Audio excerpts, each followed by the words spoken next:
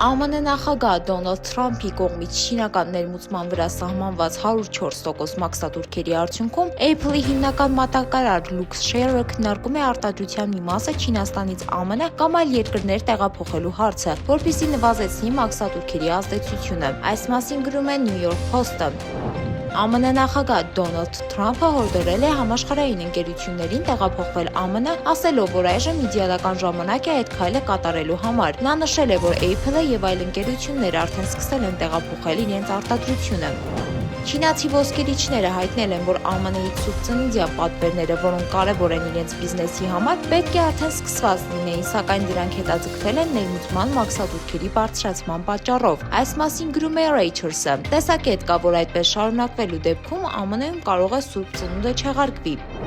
Չինաստանը խիստ պատասխան է տվել ԱՄՆ-ի նախաձեռնած մաքսային սահմանափակումներին, սահմանելով 84% մաքսատուրք բոլոր ամերիկյան ապրանքների ներմուծման վրա, ինչն էլ ավելի է խորացնում Պեկինի եւ Վաշինգտոնի միջև առևտրային պատերազմը։ Այս մասին հաղորդում է BBC-ն։ Իսլամական հեղափոխության առաջնորդ Այաթոլլա Սեյեդ Ալի Խամեյնին դեմ չէ ամերիկյան ընկերությունների կողմից Իրանում կապիտալ ներդրմանը, հայտարարել է Իրանի նախագահ Մասուդ Փեզեշքյանը, նշելով, որ այս դիրքորոշման մասին տեղեկացրել է անձամբ առաջնորդի հետ հանդիպումների ընթացքում։ Այս մասին հաղորդում է իրանական ԻՌՆԱ լրատվական գործակալությունը։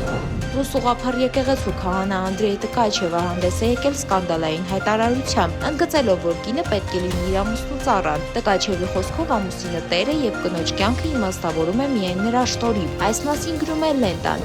Առողջապահության համաշխարհային կազմակերպությունը լուրջ մտահոգություն է հայտնել աճող սնկային վարակների վտանգի վերաբերյալ։ Ըստ վերջին տվյալների, որոշ շտամների դեպքում մահացության մակարդակը կարող է հասնել 88%-ի։ Այս մասին գրել է Հուն։ Մոսկվայում տեղի ունեցած միջադեպի արդյունքում 14-ամյա տղան ստացել է դեմքի եւ ձեռքերի լուրջ այրվածքներ, իսկ նրա 11-ամյա քույրը ականջի վնասված։ Դեպքը տեղի է ունեցել տնային պայմաններում քիմիական փորձ կատարելու ընթացքում, որի ընթացքում տեղի է ունեցել պայթյուն։ Այս մասին գրում է Լենտան։ Ռուսաստանում 16-ամյա տղան քիչ էր մնում կորցներ տեսողությունը լինզաների ոչ պատշաճ օգտագործման հետևանքով։ 3 ամիս շարունակ նա չի հանել ամենօրյա լինզաները, ինչի պատճառով սկսել է զգալ ցավ, կարմրություն, արցունքաբերություն եւ տեսողության վատացում։ Այս մասին գրում է Life-ը։ Հայտնի рэփեր Պաշա Տեխնիկին կհուղարկավորեն ապրիլի 11-ին։ Այս մասին գրում է Լենտան։ Նա եղել է բրենդների մեծ սիրահար եւ ասել է, որ նույնիսկ իր մահվան օրը պետք է տարբերվի բոլորից։ Рэփերի կինը հայտնել է, որ սա եղել է տեխնիկի վերջին ցանկությունը։ Չելյամբիսկում տեղի է ունեցել արտառոց դեպք։ Դանակով զինված տղամարդը հարձակվել է մթերային խանութի վրա եւ պահանջել, որ վաճառողուհին իրեն հանձնի քաղաքի քաղաքապետին։ Այս մասին գրում է գազետան։ Ավստրալիացի նավթաբանների թիմը մշակել է մեթոդ, որը թույլ է տվել հանգուցյալ կոմպոզիտոր Ալվին Լյուսերի բջիջներից ստեղծել մինի ուղեղ օրգանոիդ, որը կարողանում է երաժշտություն ստեղծել։ Այս մասին գրում է The Guardian-ը։